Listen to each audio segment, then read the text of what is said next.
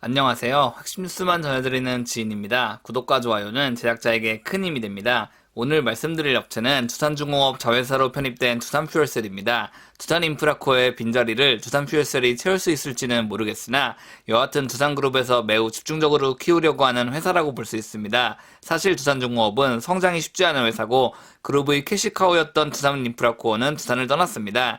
따라서 자연스레 두산그룹의 미래는 두산퓨얼셀과 두산바켓에 달렸다고 볼 수 있습니다. 그럼 시작하겠습니다. 일단 두산퓨얼셀이 수소충전소에 진출한다는 얘기가 왜 주목될 만한 얘기인지 알려드리겠습니다. 워낙 두산퓨얼셀이 이 사업 저 사업하고 수소연료전지에 대한 다양한 기술을 받아들이는 것처럼 기사가 나오고 있지만 현재 두산퓨얼셀의 매출을 확보하고 있는 사업 분야는 발전용 연료전지를 통한 사업 하나입니다. 연료전지를 토대로 한 발전 설비를 통해 대부분의 매출을 확보하고 있습니다. 처음 상장됐던 2019년에는 94%가 발전 설비를 통한 매출이었고 지난해 3분기까지는 83%가 발전 설비를 통한 매출이었습니다. 나머지 매출은 발전 설비 유지 보수 항목입니다. 여러 기사가 많이 있고 여러 수소 관련 기술을 개발하고 있긴 하지만 결국 발전 설비라는 하나의 사업을 하고 있다고 볼 수 있습니다.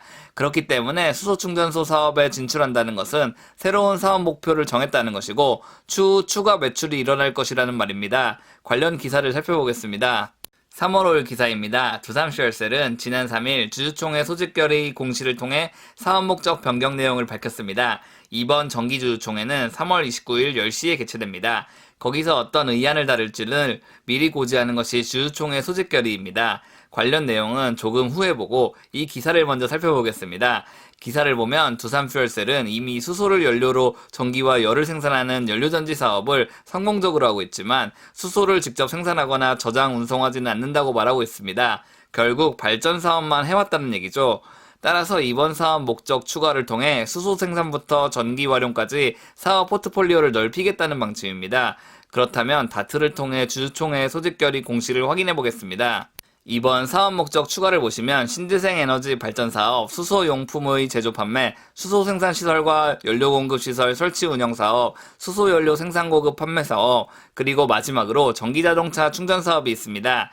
전기자동차라고 하면 리튬 배터리를 이용한 전기차와 수소를 연료로 하는 전기차가 있는데 분명 이는 수소를 연료로 하는 수소전기차에 관한 내용이라고 예상됩니다. 뜬금없이 갑자기 두산퓨얼셀이 리튬 배터리 충전소를 운용한다는 것은 너무나도 이상하기 때문입니다. 그렇다면 두산퓨얼셀이 현대로템처럼 수소 충전소를 만들 수 있는 기술이 있을지 의문이 갑니다. 그래서 자료를 좀 더 찾아봤습니다. 일단 아까 말씀드렸던 3월 5일 표출된 기사의 아랫부분입니다. 두산퓨얼셀은 LPG 등 가스를 원료로 전기, 열, 수소를 생산할 수 있는 트라이젠을 국책과제로 개발 중이라고 기사는 말하고 있습니다. 그리고 이 기술을 통해 수소 경제와 전기차 분야로 사업 확장이 용이해진다고 말하고 있습니다. 또한 두산퓨얼셀 관계자는 미래 사업 확대 가능성을 높이는 차원에서 사업 목적을 추가했다고 말하고 있습니다.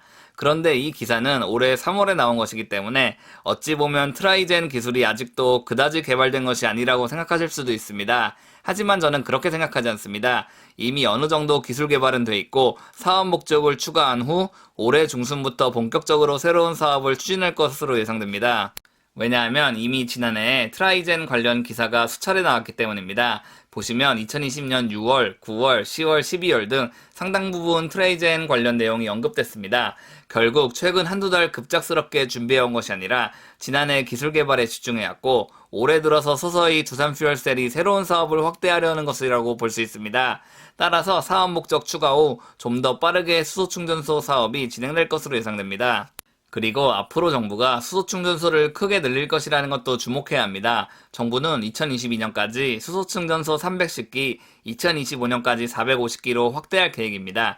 그런데 2020년 10월 기준 전국에서 운영 중인 수소충전소는 52개에 불과합니다. 이는 앞으로 몇 배나 시장이 커진다고 볼 수 있습니다. 물론 현재 이 시장을 가장 크게 점유하고 있는 업체는 효성중공업입니다. 3월 9일 기사에 따르면 효성중공업은 수소충전소 시장 점유율 40%를 유지하고 있습니다. 다만 제가 봤을 때 두산퓨얼셀이 효성중공업, 현대로템과 경쟁한다고 볼 필요는 없습니다. 왜냐하면 정부는 어떻게 됐든 수소 경제를 추진하고 싶어 합니다. 그리고 수소 충전소를 건설할 수 있는 업체는 극소수기 때문입니다. 따라서 두산퓨얼셀, 현대로템, 효성중공업은 서로 경쟁하는 관계라기보다 수소 경제를 넓히는 동반자라고 볼 수 있습니다. 이는 테슬라가 전기차 선도업체지만 여러 특허를 공개하고 전기차 시장을 넓히기 위한 노력을 하는 것도 비슷한 구조라고 볼 수 있습니다. 오늘은 두산퓨얼셀에 대해 얘기해봤습니다. 사실 두산그룹에서 이제 미래성장 산업은 두산퓨얼셀 하나라고 볼 수 있습니다. 두산바켓은 전통적인 건설기계 산업이기 때문에 확실한 캐시카우는 될 수 있으나 몇 배가 성장한다든지 그런 일은 거의 발생하기 힘들기 때문입니다. 그리고 두산퓨얼셀이 첫 충전소가 만들어지고 난 뒤에서야 이 주식을 사게 되면 이미 어느 정도는 올라간 상태에서 진입하게 됩니다. 따라서 관련 사업이 추진되기 바로 직전 어느 정도 물량을 확보해 놓을 필요가 있습니다. 지금까지 핵심 뉴스만 전해드리는 지인이었습니다. 감사합니다.